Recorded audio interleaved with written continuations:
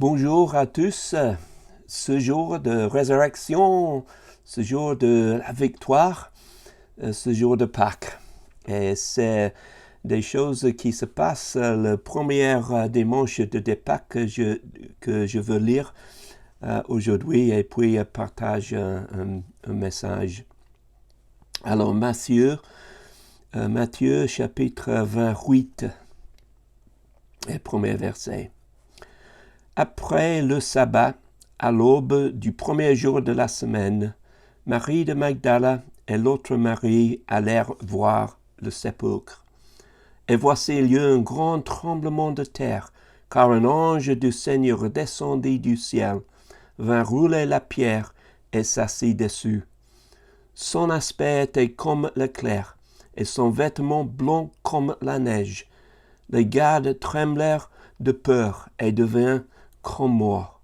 Mais l'ange prit la parole et dit aux femmes, « Pour vous ne craignez pas, car je sais que vous cherchez Jésus qui a été crucifié. Il n'est point ici, il est ressuscité, comme il l'avait dit. Venez, voyez le lieu où il était couché, et allez promptement dire à ses disciples qu'il est ressuscité des morts. Et voici, il vous précède en Galilée. C'est là que vous le verrez. Voici, je vous l'ai dit. » Un jeune homme d'une famille vraiment très riche était sur le point d'obtenir son diplôme d'études. C'était la coutume dans ce quartier pour les parents riches de donner une voiture aux diplômés. Bill et son père avaient passé des mois à regarder les voitures la semaine avant l'obtention du diplôme. Et ils ont trouvé la voiture parfaite. À la veille de sa remise des diplômes, son père lui a donné le cadeau, une Bible. Bill était tellement en colère qu'il a jeté la Bible et a pris d'assaut de la maison. Lui et son père ne sont plus jamais revus. C'est la nouvelle de la mort de son père qui enfin ramena Bill à la maison. Alors qu'il était assis une nuit à passer par les biens de son père dont il devait hériter, il est tombé sur la Bible que son père lui avait donnée. Il a balayé la poussière et l'a ouverte pour trouver un chèque daté du jour de sa remise des diplômes, dont le montant exact pour acheter la voiture qu'ils avaient choisie ensemble. Je me demande combien de personnes dans ce monde ont fait la même chose à Dieu. Littéralement mis de côté une promesse merveilleuse parce qu'ils ne le comprenaient pas ou ils ne croyaient pas que c'était possible. Dans notre monde, beaucoup d'entre nous ont été pris par des promesses vides, que nous nous méfions de tout ou de n'importe qui nous dit que nous pouvons avoir quelque chose pour rien. Le monde ne fonctionne tout simplement pas de cette façon. Mais vous savez ce que Dieu fait. Dieu n'a jamais fait une promesse qui était trop beau pour être vraie. La vérité, c'est que le monde est plein de promesses vides. Nous regardons la télévision, les publicités.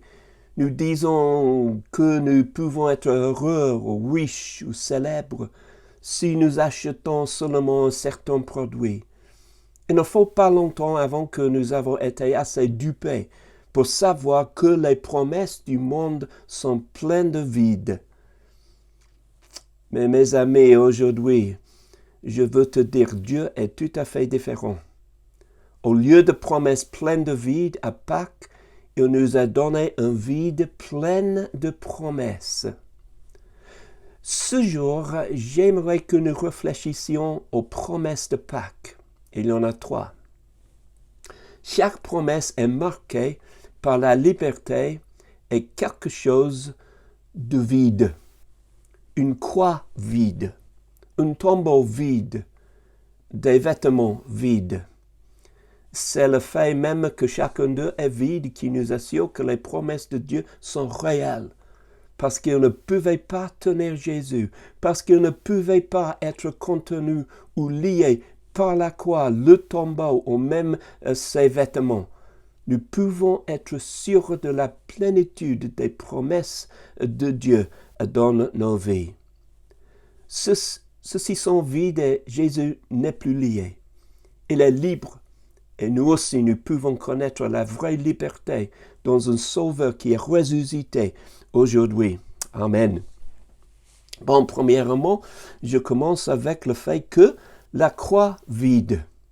La croix vide. Parce que la croix était vide, nous avons la promesse de péché pardonné. Revenons, si nous le pouvons, à ce premier matin de Pâques. Il est tôt le matin, l'aube, le soleil ne s'est pas levé.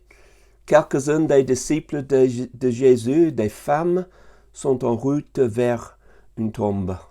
C'est le tombeau où Jésus a été enterré. Ils marchaient maintenant peut-être depuis environ une demi-heure. La conversation, bien sûr, est modérée. La tâche qui est devant eux est une tâche triste. Ils vont rendre le corps de Jésus. Comme il vient au sommet du monté dans le chemin, il s'arrête. Immobile et silencieux, il fixe au loin. Quand vous regardez avec eux, regardez vers la droite, juste à l'extérieur de la vie. Est un rappel horrible, les événements d'il y a quelques jours.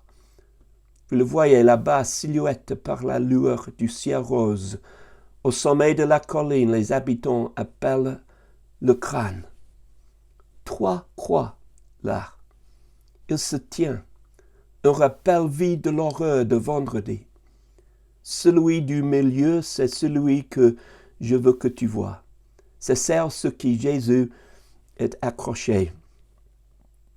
Regardez-le de près. Le rose, ces taches de sang proviennent de la couronne d'épines qui a été écrasée dans la tête de Jésus. Les taches sur les extrémités de la barre transversale. Ils sont venus des ongles qui ont été poussés dans ses mains. Il a été trempé dans le sang de son dos, le sang qui a été saigné quand les soldats romains flagellaient Jésus. Il y a également des taches du sang qui a coulé de son côté quand un autre soldat romain a couru une lance à travers son côté pour voir si Jésus était mort. Et nous connaissons bien que vraiment, il était mort. Ne croyez jamais quelqu'un qui vous dit qu'il faisait semblant. Il n'y a aucun doute. Mes amis, Jésus était mort. Les soldats le savaient. Les Romains le savaient, les Juifs le savaient, même les disciples de Jésus et ses amis. Il a vu tout ce qui se passait cet vendredi. Il savait que Jésus était mort. Ensemble, ils ont fait un mensonge. C'est que les disciples ont volé le corps. Ça, c'est le mensonge. Pouvez-vous imaginer les 11 disciples dominer une compagnie des soldats romains, déplacer un pied de 2 tonnes peut-être et voler le corps de Jésus, juste pour qu'ils puissent prétendre qu'il était revenu à la vie, et puis eux-mêmes mourir volontairement pour protéger ce mensonge. Je ne peux pas imaginer ça, n'est-ce pas? Mais ça, c'est le mensonge. Vous voyez, Jésus est vraiment mort. C'est pourquoi je veux que vous voyez la croix aujourd'hui. C'est l'endroit où il est mort. Mais aujourd'hui, la croix est vide.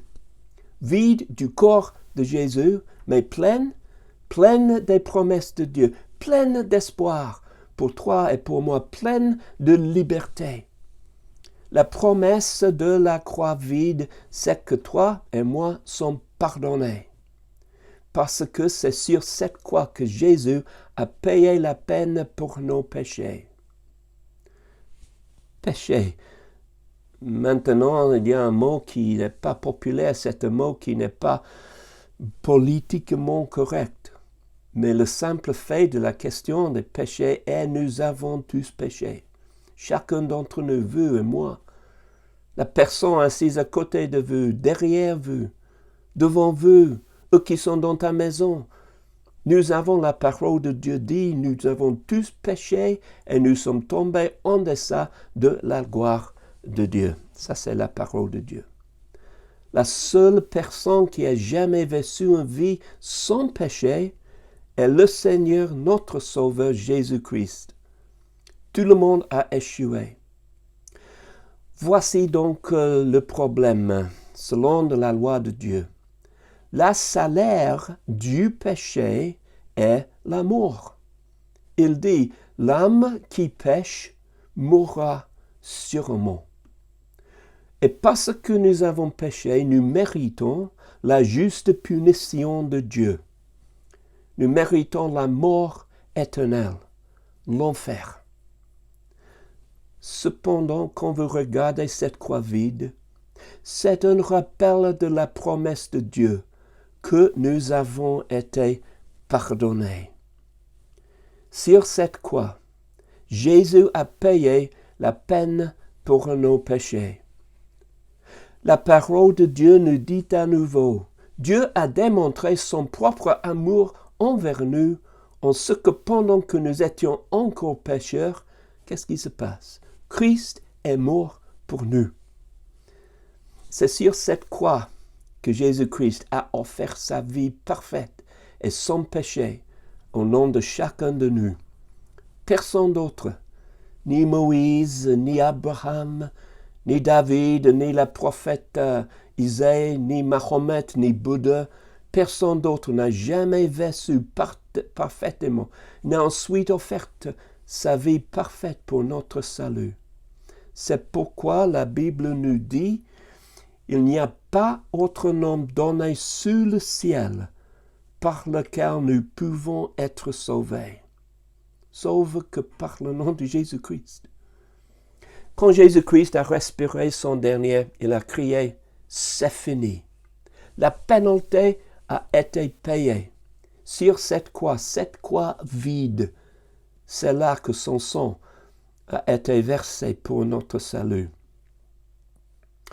Avant ce vendredi terrible, Dieu pouvait ouvrir les livres et chercher chaque nom, et écrit en noir étaient les mots « coupable de péché ». Mais quand Jésus est allé à la croix, Dieu a littéralement transféré nos comptes à son nom, le nom de son Fils, Jésus-Christ. Ce jour-là, à travers tout ce qui croit, il a écrit dans le sang de Jésus, pardonnez.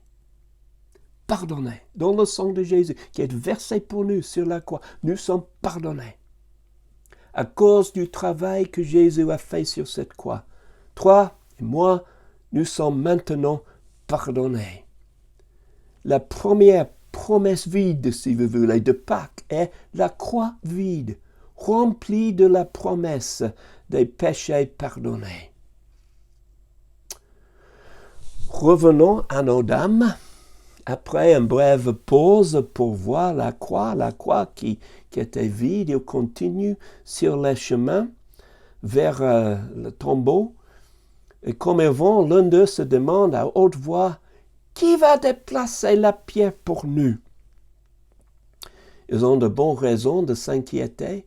La pierre qui était placée devant la tombe était un grand rocher, pesant probablement, comme j'ai dit, plus de 2 tonnes. Non seulement cela, les Romains l'avaient scellé, de sorte que personne n'a été autorisé à le déplacer sans leur permission.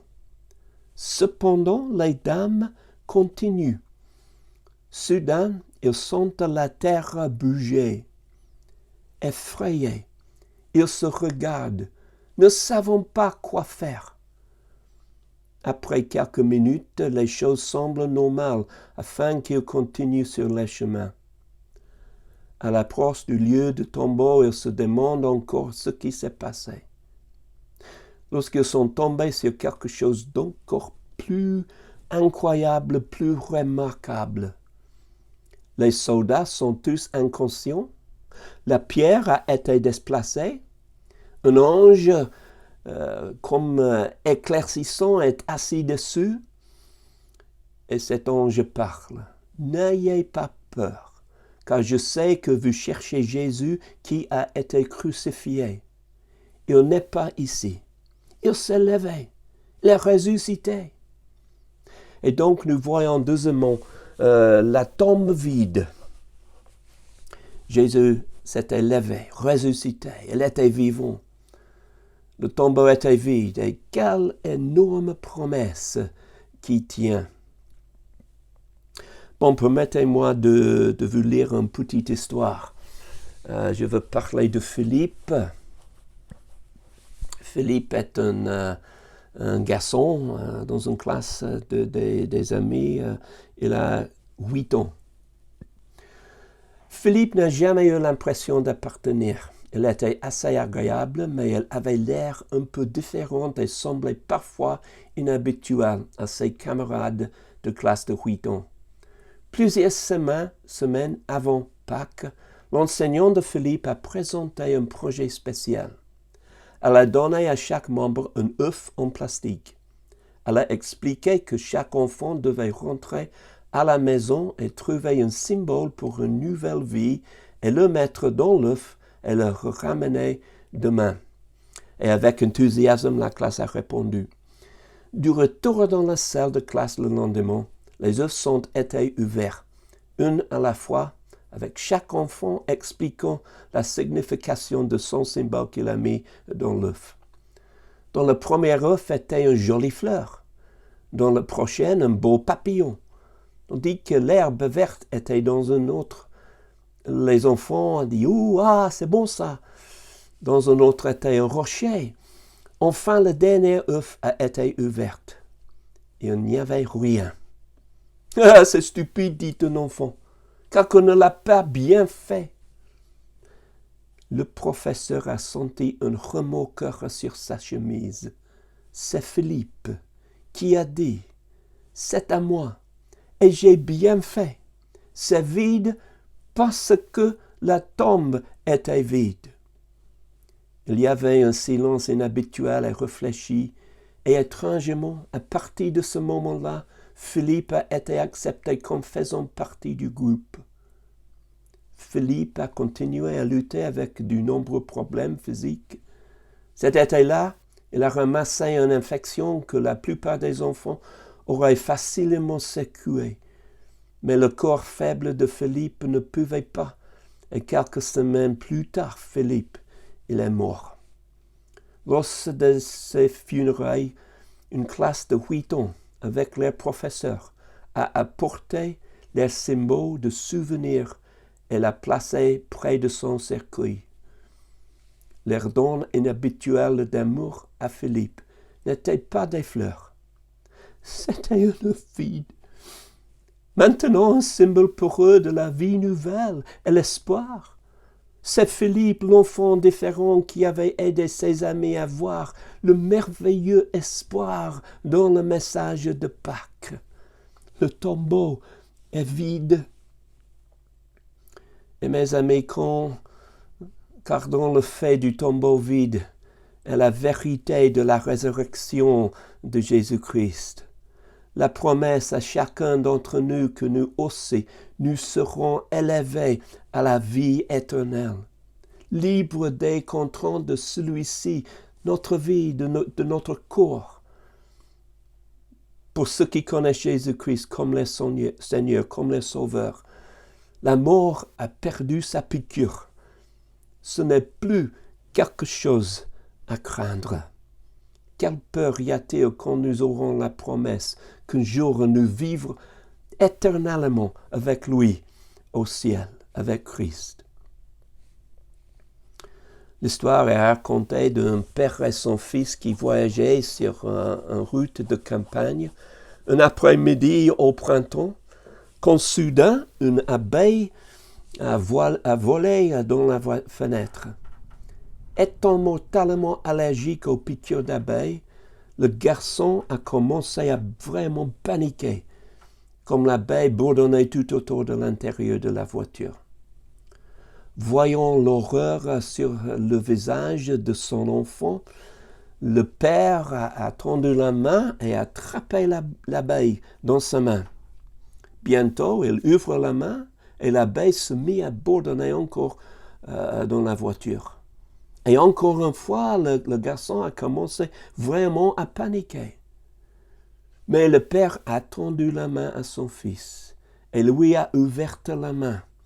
On lui montre le dard encore dans sa paume. « Détends-toi, mon fils, dit le père. J'ai pris la piqûre, l'abeille ne peut plus te faire du mal. » Le tombeau vide est la façon de Dieu de nous dire « Détends-toi, mon enfant. J'ai pris la piqûre, la mort ne peut plus te faire de mal. » Pourquoi la tombe était vide? Parce que Jésus est vivant. L'ange a dit, il est ressuscité. Et la promesse qui nous est faite est que nous aussi nous pouvons vivre même si nous mourons. Et ça, c'est la deuxième promesse de Pâques. Mais ça ne s'arrête pas là. Il y a encore une promesse que je veux que tu saches sur Pâques. Revenons à notre histoire. Après que l'ange a parlé aux femmes, ils sont immédiatement retournés aux apôtres et ont rapporté ce qui s'était passé.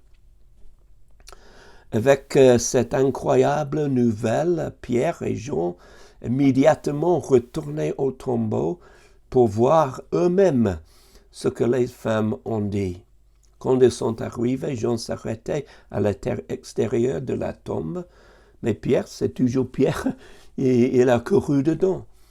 Il ne leur a pas fallu longtemps pour découvrir que la tombe était exactement la façon dont les femmes avaient dit, qu'il était vraiment vide. Mais ce n'est pas tout. À l'intérieur, Pierre a trouvé les vêtements dont qui Jésus avait été enterré. Aussi étaient vides. La croix vide, le tombeau vide, et maintenant les vêtements vides. Cela ne pouvait signifier qu'une chose. Jésus était vivant. Si quelqu'un avait volé son corps, il n'aurait pas enlevé les vêtements, et les aurait pliés soigneusement, et les aurait laissés là où ils gisaient. En vérité, nous pouvons croire fortement, sûrement, Jésus a été ressuscité. Il ne fallut pas longtemps avant Jésus lui-même apparaître à Marie Magdalène, aux 2 disciples sur la route d'Emmaüs et à tous les apôtres. Et finalement, nous connaissons bien qu'il est apparu à 500 personnes.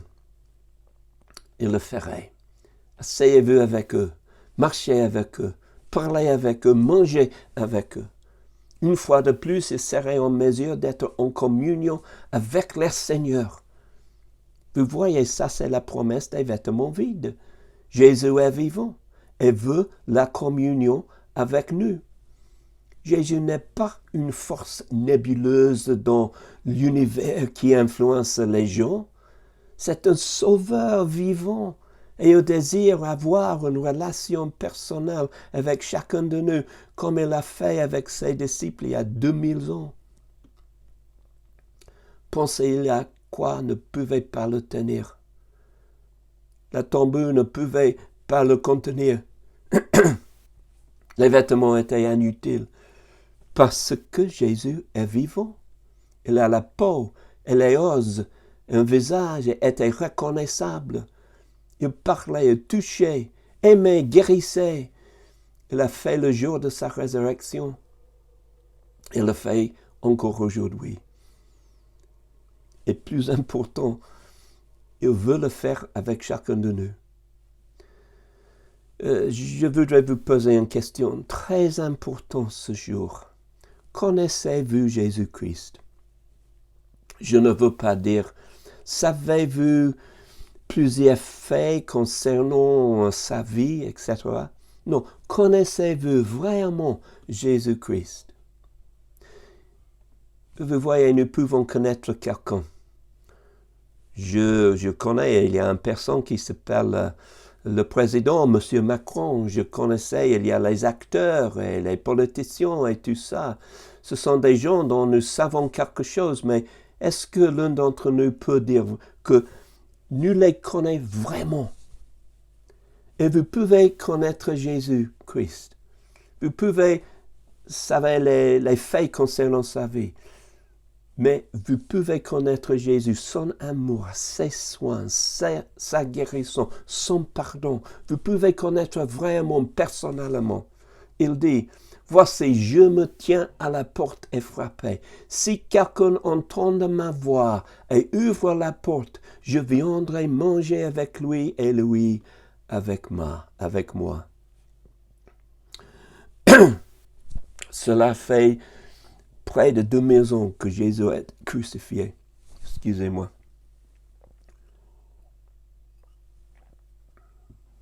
Il a été crucifié, enterré et ressuscité.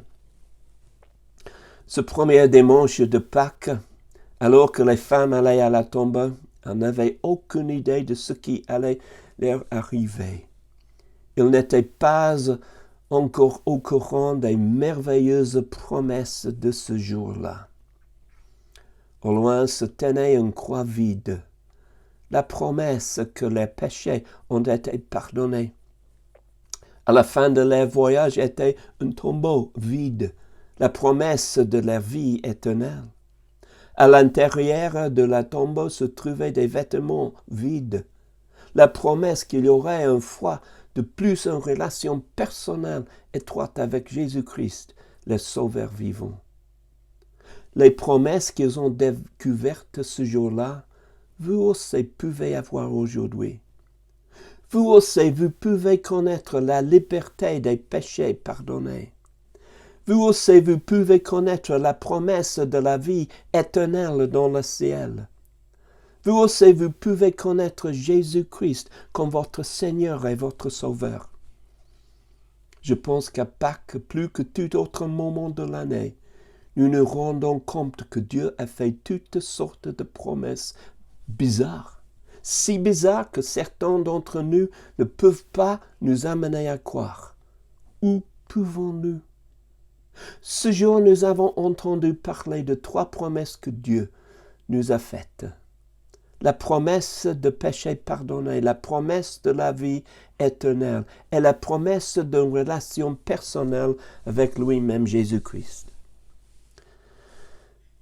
Ma question à vous ce jour est la suivante. Le prendrez-vous au mot? Si c'est le cas, écoutez cette promesse finale.